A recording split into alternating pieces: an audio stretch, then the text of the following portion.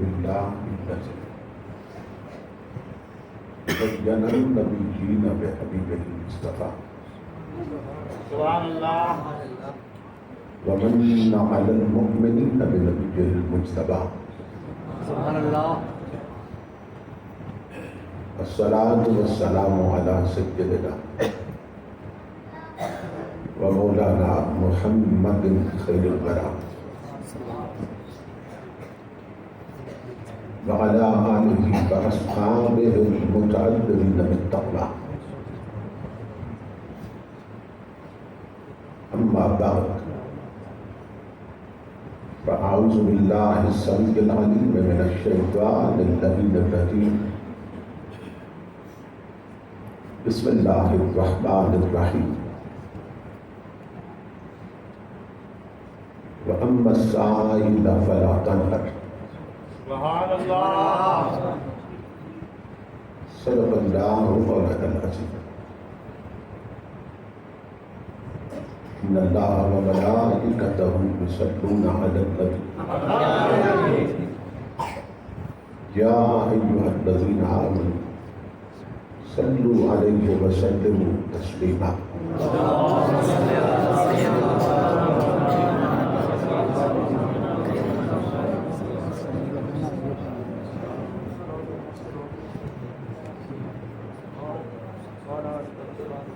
داعی کے صد احترام محترم مشائخ و علماء کرام اور معزز حاضرین و سامعین، اللہ رب العزت کا لاکھ لاکھ شکر ہے جس نے اپنی توفیق خاص سے آپ کو اور مجھے آج کی اس عظیم الشان اور کثیر البرکات میلاد النبی کانفرنس میں حاضری کا شرف عطا کیا اور اپنا اور اپنے محبوب مکرم صلی اللہ تعالیٰ علیہ وسلم کا ذکر پاک اور پیغام عظیم سننے اور سنانے کی توفیق عطا فرمائی۔ اس عظیم الشان پروگرام کے انعقاد پر میں آپ تمام حضرات کی خدمت میں بالعموم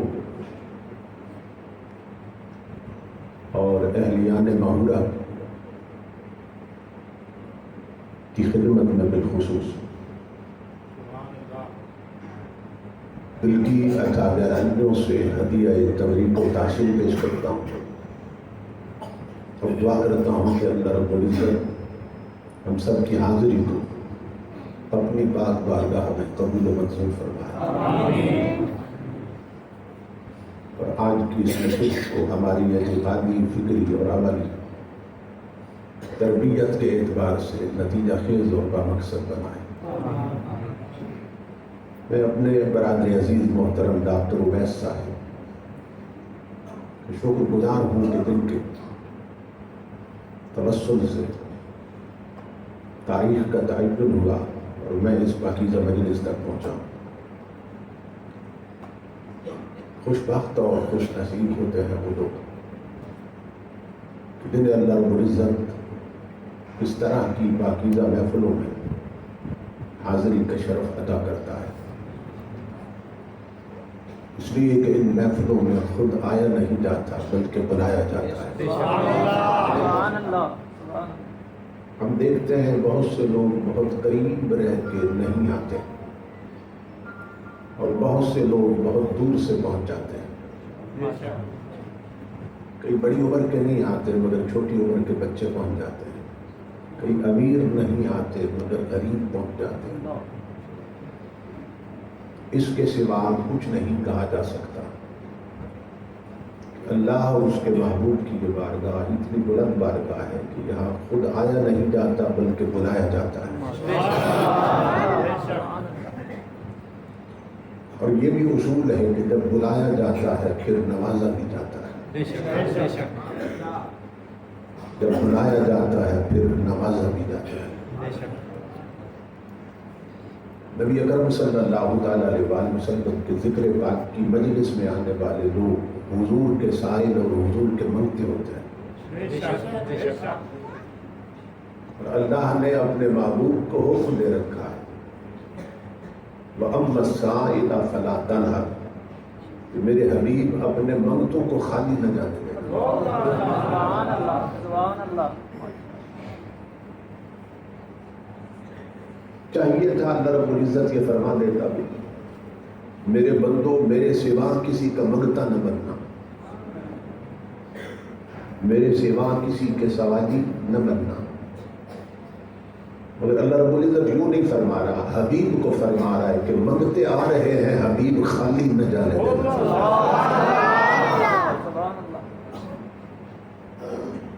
وَأَمَّا السَّائِلَ فَلَا تَنْهَرْ،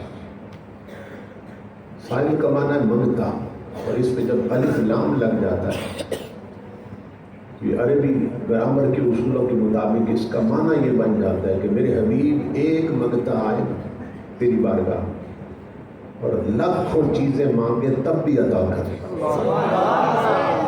اور لاکھ منگتے مل کے ایک شے مانگے تب بھی عطا کر۔ ایک منگتا لاکھوں چیزیں مانگے پھر بھی عطا کر، پھر بھی عطا کر، اور لاکھوں مل کے ایک شے مانگے پھر بھی عطا کر۔ اپنے منگتوں کو خالی نہ جانے دے، منگتے تو خالی تب جائیں جب تو خالی ہو، تو بھی خالی ہے۔ خالق کائنات میں ہوں اور مالک کائنات میں نے تجھے بنا دیا۔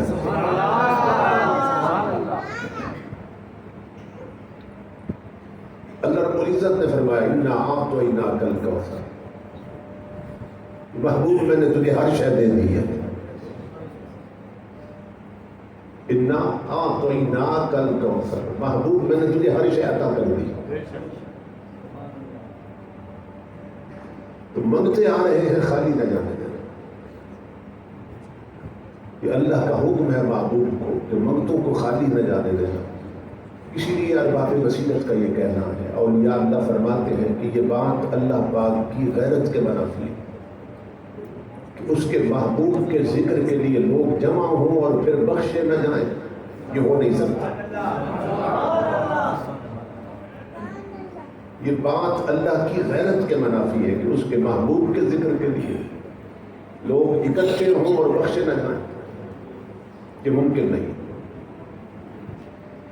بخشش ہو جاتی، بخشش ہونے میں دیر نہیں لگتی، مگر دیکھنا یہ ہوتا ہے کہ یہاں سے اٹھ کے جانے کے بعد کتنے لوگ ہیں جو اس بخشش کو پھر بچا کے رکھتے ہیں۔ کہ کوئی منصب پانا اتنا مشکل نہیں جتنا اسے بچانا مشکل ہوتا ہے۔ بخشش تو ہو جاتی ہے مگر بہت سے لوگ پھر بخشش بچا کے نہیں رکھتے، یعنی زور کی نماز نہ پڑھی تو پھر بخشش بچا کے تو نہ رکھی، عصر کی نماز چھوڑ دی تو پھر بخشش بچا کے تو نہ رکھی، گھر جا کے پھر کوئی گانا سن لیا اور فلم دیکھ لی تو پھر بخشش بچا کے تو نہ رکھی۔ اصل نیک آدمی وہ ہے جو اپنی بخشش اور نیکیوں کو بچا کے رکھتا ہے۔ اللہ رب العزت نے فرمایا میرے حبیب تو کوئی خالی ہے کہ تیرے منگتے خالی چلے جائیں؟ مالک کائنات مصطفیٰ کو بنا دیا اور ہر شے میرے حبیب میں نے تجھے عطا کر دی۔ حضور کے منگتے کبھی خالی نہیں جاتے۔ حضرت شیخ شہاب الدین سہروردی بیان کرتے ہیں جدہ شریف میں سمندر کے کنارے ایک مسجد تھی، اس مسجد کے ایک کونے میں ایک شخص نے 12 سال تک اعتکاف کیا، وہاں عبادت میں رہا 12 سال تک مسجد کے ایک کونے میں۔ وہ بندہ خود بیان کرتا ہے کہ اسی مسجد کے دوسرے کونے میں کچھ لوگ آئے اور چند گھڑیوں کے لیے انہوں نے ذکر رسول کیا صلی اللہ علیہ وسلم۔ کہتا ہے میری پیشانی میں بل پڑ گیا کہ میں عبادت میں لگا ہوا تھا، انہوں نے شور مچا دیا، انہوں نے خلل پیدا کر دیا۔ اب اس سے اس کے عقیدے کی خرابی معلوم ہو رہی کہ وہ ذکر نبی کو شور سمجھتا تھا۔ آج بھی بعض بدبخت ہیں جو ذکر نبی کو شور سمجھتے ہیں۔ کہتے ہیں میری پیشانی پہ بل پڑ گئے، میں پریشان ہوا کہ میں عبادت میں لگا تھا، انہوں نے خلل پیدا کر دیا، میری عبادت میں انہوں نے خلل پیدا کر دیا۔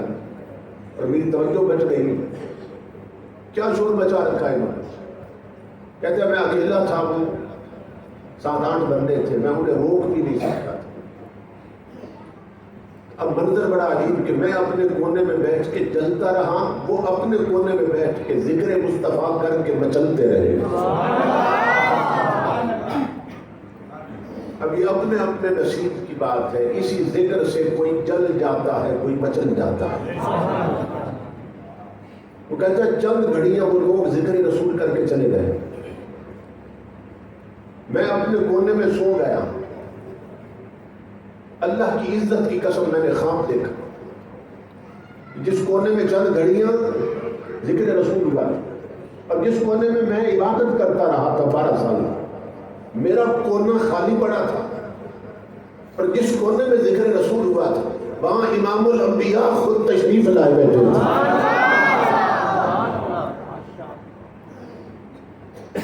اور تنہا نہیں آئے, اصحاب پیغمبر کی مجلس لگی ہے, اور حضور سیدنا صدیق اکبر کھڑے ہو کے حضور کا ذکر کر رہے ہیں, اور ان کی ہر بات پر حضور جھوم رہے ہیں.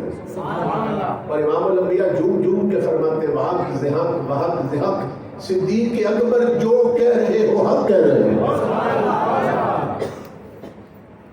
کہتا ہے میں نے خواب میں کوشش کی کہ حضور کی مجلس میں چلا جاؤں, خواب میں اٹھ کر حضور کی مجلس میں چلا جاؤں, مگر مجھے زمین میں پکڑ لیا.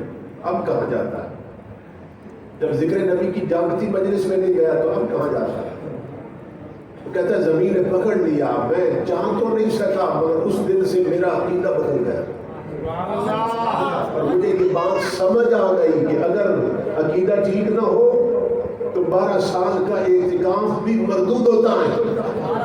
اگر عقیدہ ٹھیک ہو اور ذکر نبی کر دیا جائے تو کبھی کبھی کملی والے خود تشریف لے آتے ہیں.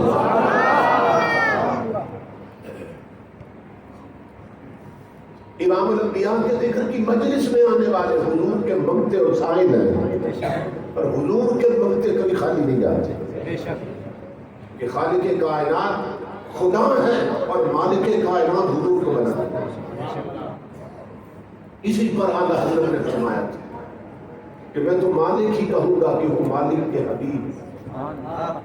یا رسول اللہ میں تو آپ کو مالک ہی کہوں گا, کیوں کہ وہ مالک کے حبیب یعنی محبوب و محب میں نہیں میرا تیرا. جب محبت ہو جائے تو پھر محبوب میں اور محب میں میرا تیرا کا فرق اٹھ جاتا ہے. نہیں محبوب و محب میں نہیں میرا تیرا, میں تو مالک ہی کہوں گا کہ وہ مالک کے حبیب یعنی محبوب و محب میں نہیں میرا تیرا. امام الانبیاء کے من سے کبھی خالی نہیں جاتے.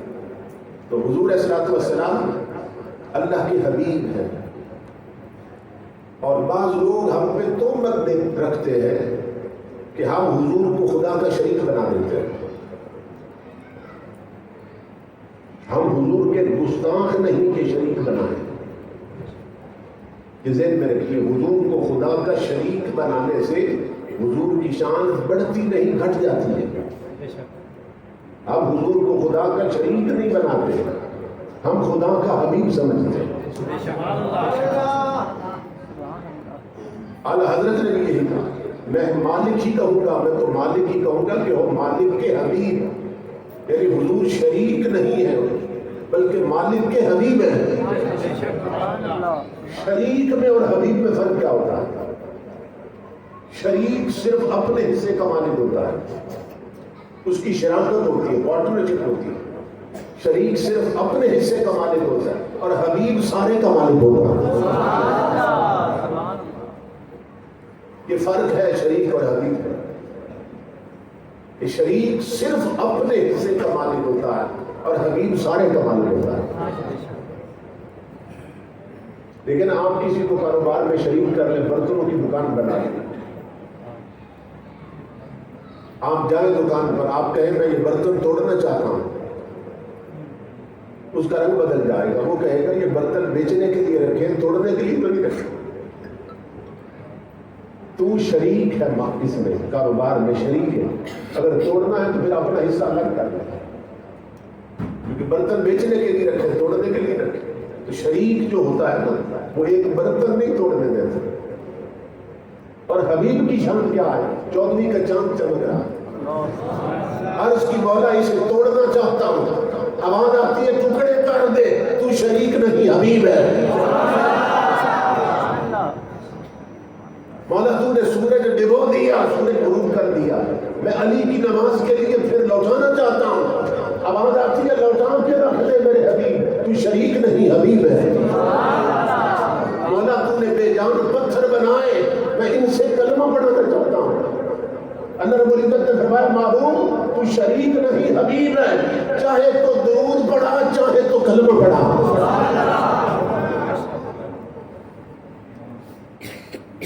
پتھروں نے بھی حضور پر درود پڑھا، پتھروں نے بھی حضور کا کلمہ پڑھا.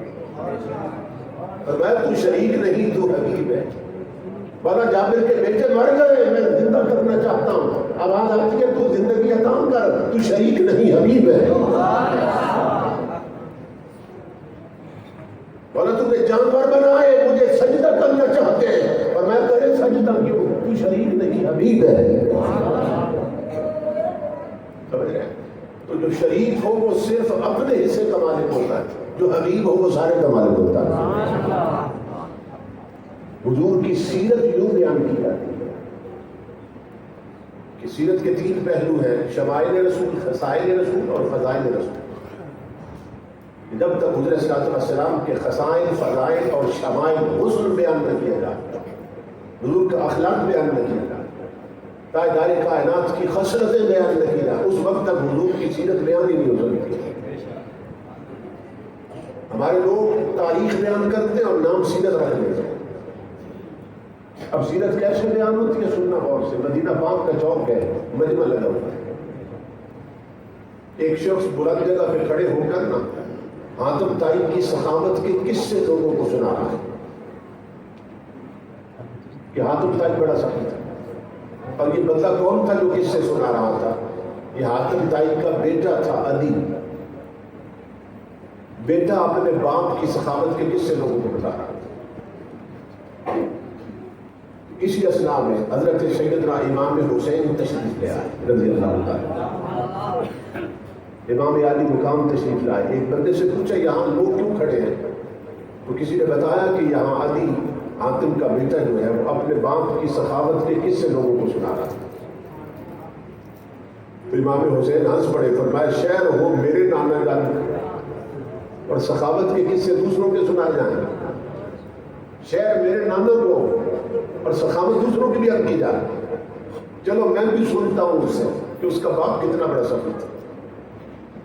اب وہ حاتم کی سخاوت گویا حاتم کی سیرت بیان کر رہا ہے عدی.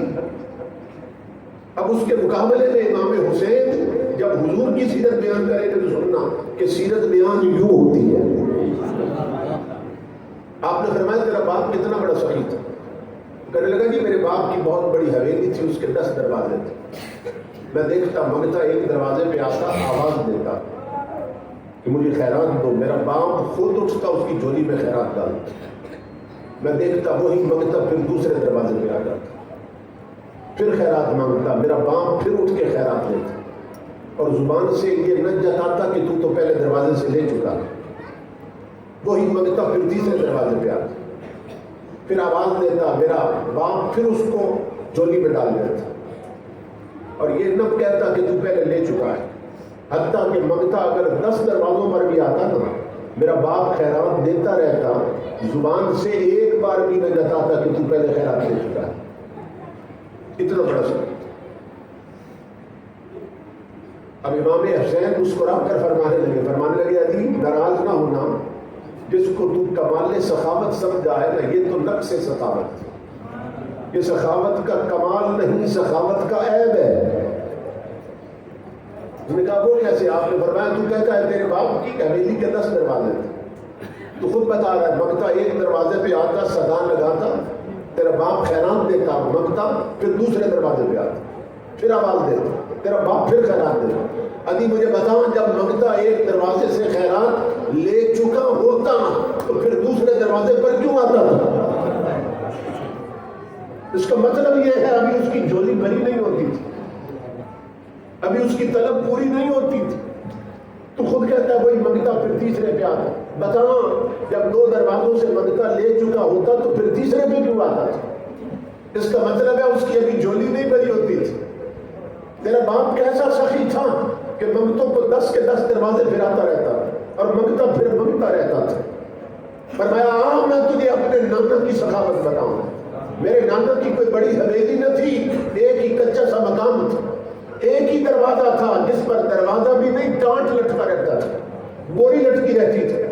منگتا آتا میرے نانا کے دروازے پر, پہلی بار صدا لگاتا نا, اس کی جھولی میں میرے نانا اتنی خیرات ڈال دیتے کہ زندگی بھر اسے کسی اور دروازے پہ جانے کی حاجت ہی نہیں ہوتی تھی.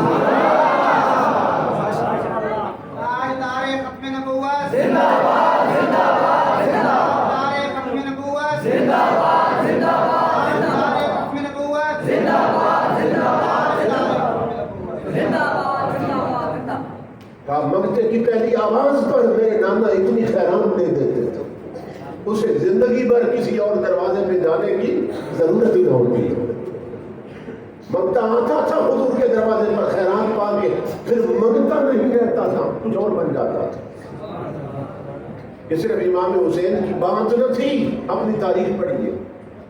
جب منگتا گیا تھا دروازہ رسول پر تو کیا تھا؟ فرید الدین تھا.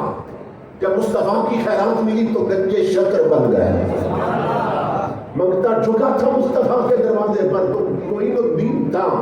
جب خیرات ملی تو غریب نواز بن گیا. منگتا گیا تھا مصطفیٰ کے دروازے پر تو محمد بابو تھا. جب خیرات پا کے پلٹا تو سلطان العارفین بن چکا تھا. منگتے نے جھولی پھیلائی تو صرف محمد سرہندی تھا, احمد سرہندی تھا. اور جب خیرات پا کے پلٹا تو مجدد الفسانی بن چکا تھا. منگتا اس دروازے پہ گیا تھا تو احمد رضا تھا.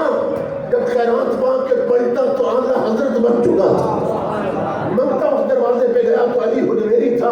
خیرات ملی تو داتا گنج بخش بن گیا تھا. منگتا اس دروازے پہ جھکا تو خادم حسین تھا. خیرات ملی تو امیر المجاہدین بن گیا تھا.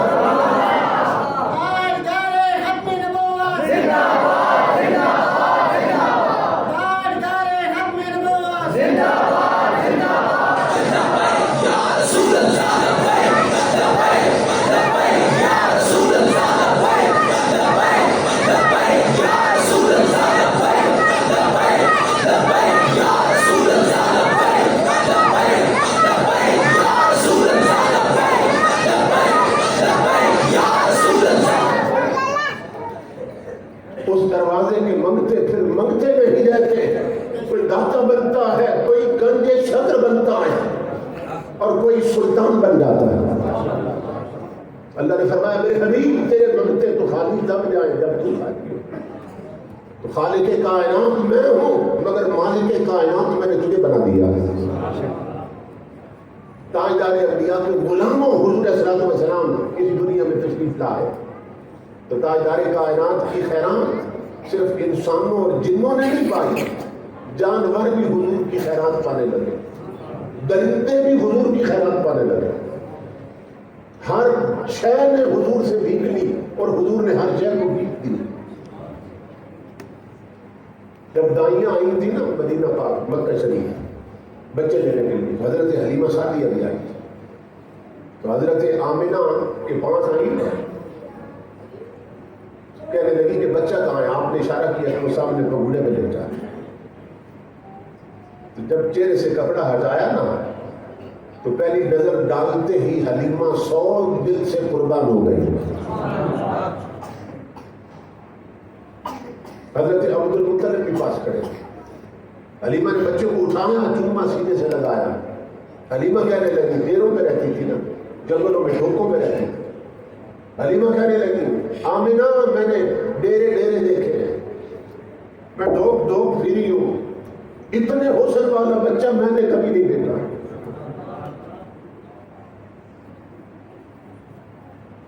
حضرت آمنہ کہنے لگی, کہا حلیمہ تم تو صرف ڈھوک پھری ہے اور ڈیروں میں رہی جنگلوں میں تو شہروں میں بھی پھرتی رہی ہوں, شہر گئی ہوں, مگر اتنا حسین بچہ میری آنکھوں نے بھی نہیں دیکھا. حضرت عبد المطلب پکار اٹھے, حلیمہ اور آمنہ تو ڈھوک تاجر تھا، میں ملکوں میں پھرا ہوں، اتنے حسن والا بچہ میں نے کسی ملک میں بھی نہیں دیکھا۔ جبرائیل امین پکار اٹھے، تم تو زمین پہ رہتے ہو، آمنہ حلیمہ عبد المطلب، تم نے صرف زمین دیکھی ہے، میں نے ساتوں جنتیں اور ساتوں آسمان چھان مارے ہیں، اتنے حسن والا تو جبریل کی آنکھوں نے بھی نہیں دیکھا۔ اللہ کی آواز آئی، جبریل اور عبد المطلب اور حلیمہ اور آمنہ تم کیسے دیکھ سکتے تھے؟ اس کی مثل میں نے پیدا ہی نہیں کیا ہے، اتنا حسین بچہ میں نے پیدا نہیں کیا، تو تم دیکھ کیسے سکتے تھے؟ حضرت حلیمہ سعدیہ نے جب حضور کو لیا نا حضرت آمنہ سے، خامد ساتھ تھے، انہوں نے عرض کی جب آ ہی گئے مکے میں تو کعبہ شریف کا طواف کر کے واپس چلتے، کعبے کا طواف کر کے واپس۔ حضرت حلیمہ نے حضور کو سینے سے لگایا، اپنے خامد کے ساتھ کعبہ شریف کے سین میں آئے اور طواف کہاں سے شروع کرتے؟ حجر اسود کو چوم کے شروع کرتے، حجر اسود کے بوسے سے طواف شروع کیا جاتا۔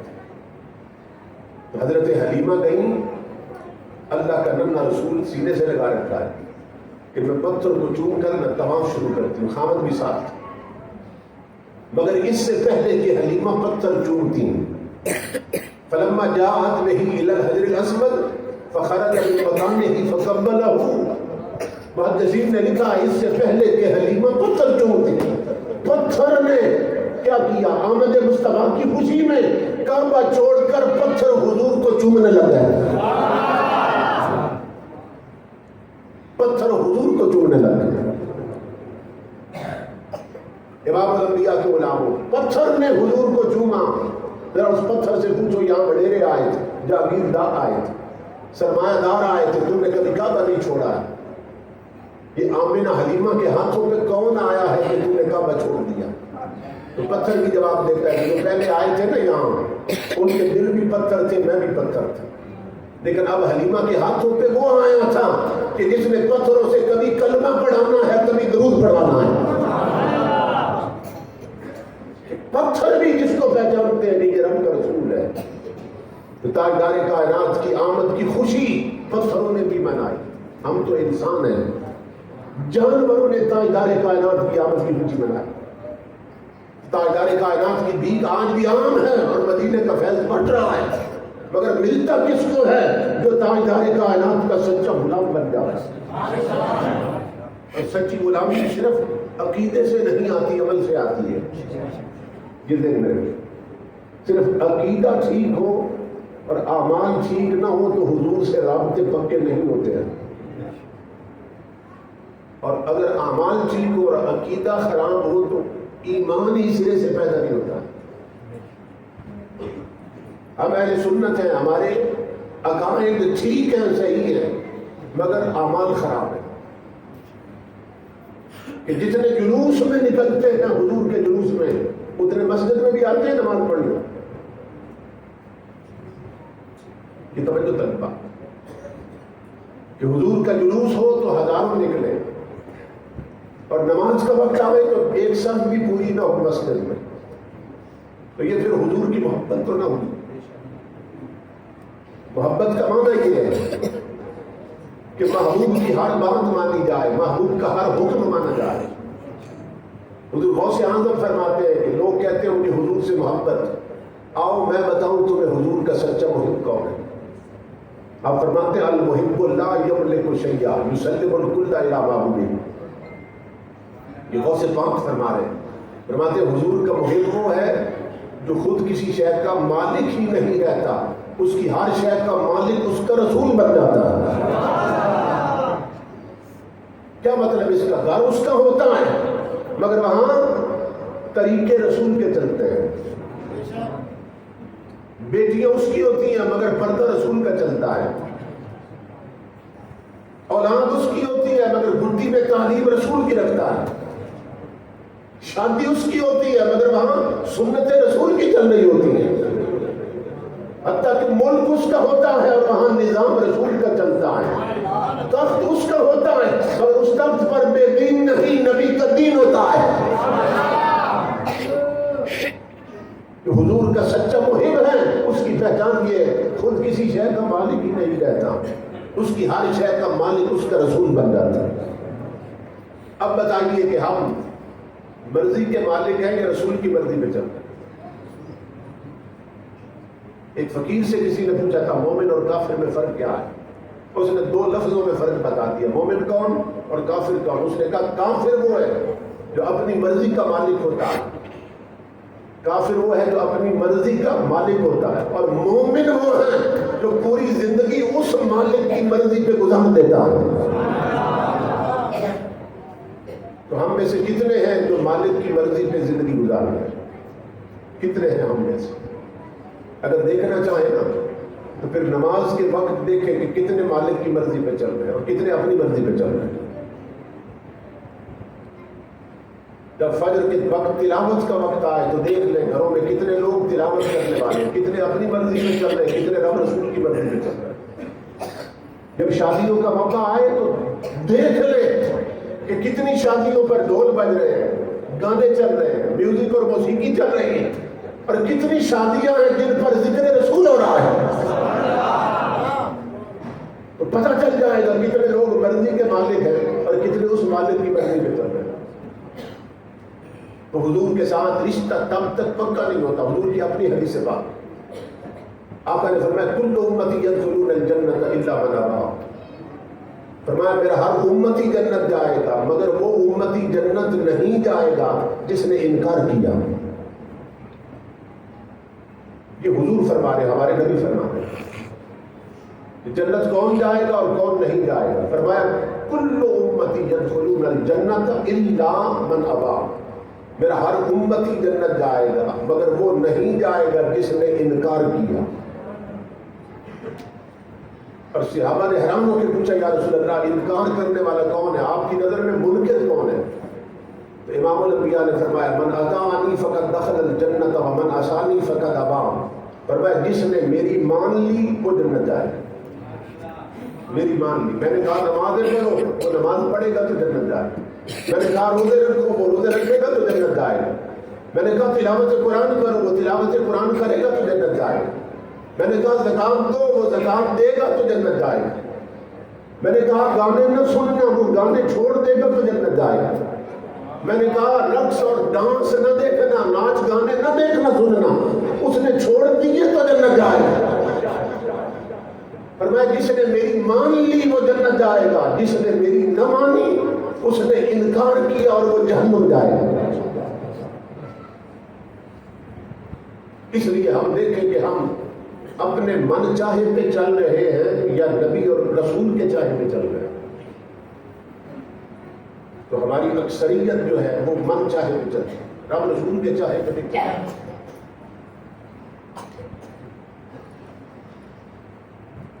امام الانبیاء نے ایک اور حدیث میں فرمایا، حضور نے فرمایا سیاتی زمان علی امتی، میری امت پہ ایک وقت آنے والا ہے، میری امت پہ ایک وقت آنے والا ہے، اس وقت میں کیا ہوگا؟ لا یبالی المرء، بندے کو پرواہ ہی نہیں ہوگی، ما اخذ منہ امن الحلال ام من الحرام، کہ میری امت کے لوگ ہوں گے مگر انہیں حلال اور حرام کی پرواہ ہی نہیں ہوگی۔ یہ احتیاط ہی ختم ہو جائے گی کہ یہ حلال ہے اور یہ حرام ہے، پرواہ نہیں ہوگی، حرام کھائیں گے اور پرواہ نہیں ہوگی، حرام پیئیں گے اور پرواہ نہیں ہوگی، حرام پہنیں گے اور پرواہ نہیں ہوگی۔ یہ صورتحال آج ہمارے ملک کا سارا بینکوں کا نظام اور ملکی نظام جو ہے وہ بڑے بینک اور IMF کے قرضوں پہ چل رہا ہے، سودی قرضوں پہ چل رہا ہے۔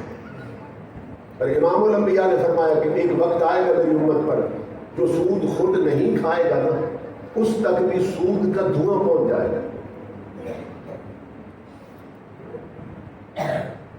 اور قرآن پاک میں ہے کہ لوگ سود کھاتے ہیں، اللہ رب العزت ان کے خلاف اعلان جنگ کرتا ہے، اور جس سے خدا جنگ کرے اس کا بیڑا غرق کر دیتا ہے۔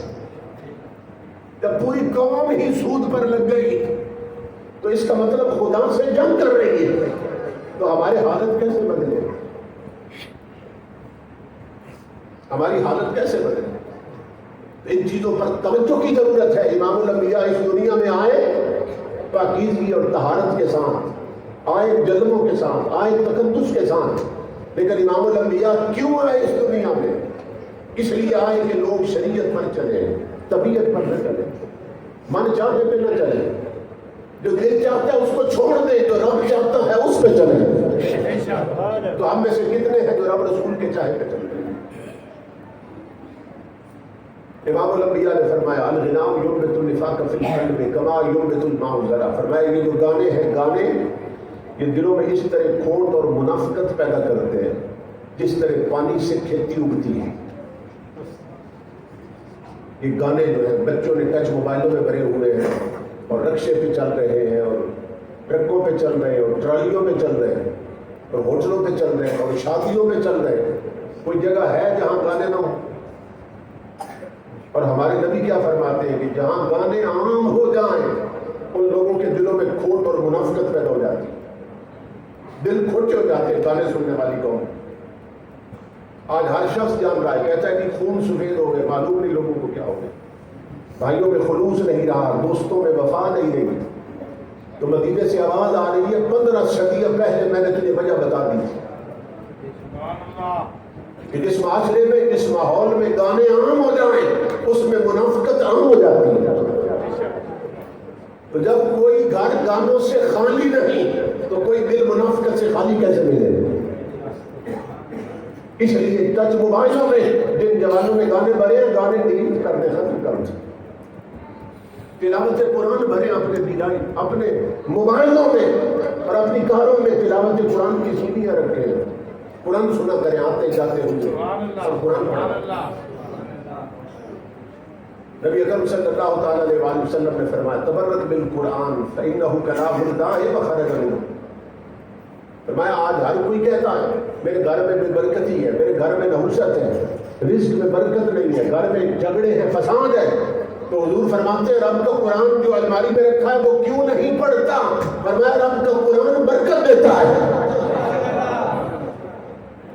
تبرک بالقرآن، فرمایا قرآن سے برکت لو. قرآن رزق میں برکت دے گا، قرآن عزت میں برکت دے گا، قرآن صحت میں برکت دے گا، قرآن اولاد میں برکت دے گا، قرآن ملک میں برکت لائے گا. فرمایا تبرک بالقرآن، قرآن سے برکت لیا کرو. فإنہ کلام اللہ وخرج منہ، کیونکہ یہ رب کا کلام ہے اور اسی کی ذات سے جلوہ ہوا ہے. قرآن کتنی برکتیں دیتا اور کس طرح برکت دیتا اپنے پڑھنے والوں. ایک بندہ تھا جس کو قرآن پڑھنا بھی نہیں آتا لیکن قرآن سے عشق تھا، اسے محبت تھی قرآن کے ساتھ. مسجد میں آتے نمازی جب سارے نکل جاتے وہ اندر سے دروازے بند کر لیتے، پھر مسجد کی الماری سے قرآن نکالتا، انہیں سینے سے لگاتا، پھر سر پہ رکھتا، چومتا اور ملتا بازو میں لے کر، جس طرح بچھڑا ہوا یار یار کو ملتا اس طرح قرآن کو ملتا سینے سے لگا. پھر قرآن کو کھولتا، اس کی کالی کالی سطریں تو نظر آتی ہیں نا سب کو، تو پہلی سطر پہ انگلی پھیرتا، پھر دوسری پہ، پھر تیسری پہ، پھر چوتھی پہ، 10-20 سطروں پر انگلی پھیرتا. وہ زبان سے کیا کہتا؟ پڑھنا تو آتا نہیں تھا اس کو. زبان سے کیا کہتا؟ کہتا یہ بھی حق ہے، یہ بھی سچ ہے، یہ بھی حق ہے، یہ بھی سچ ہے، یہ بھی حق ہے، یہ بھی سچ ہے. انگلی پھیر کر پورا قرآن ختم کر دیتا. 1 مہینہ لگ جاتا یا 2 مہینے لگ جاتا. لوگ بڑے حیران تھے لیکن قرآن سے اتنی محبت کرتا ہے، پڑھنا نہیں آتا، صرف لکیروں پہ انگلی پھیرتا رہتا. لوگ ہنستے تھے اس کے سمجھ میں. لیکن وہی بیان کرتے ہیں کہ جب وہ بندہ فوت ہو گیا نا، ہم نے جنازہ پڑھایا اور قبر کی طرف لے گئے اس کو، جب قبر میں اتارنے لگے تو اس کی میت قبر میں بعد میں اتری ہے. قبر کی ہر دیوار پر قرآن پہلے چمک رہا تھا، ہر دیوار پر، قبر کی ہر دیوار پر قرآن چمک رہا تھا. اور قرآن بتا رہا ہے کہ تو میرے ساتھ یاری لگا لینا، میں پھر قبر اور قیامت اور جنت میں داخلے تک اس کے ساتھ رہتا ہوں. قرآن سے محبت کرو. یہ سلوکی اور رکشوں پر گانے چلانے والوں اور کاروں میں قوالیوں کی سیڑھیاں رکھنے والوں، قوالیاں چھوڑ دو، رب کا قرآن سنو. حضور قرآن لے کر آئے اور قرآن لے کر آئے.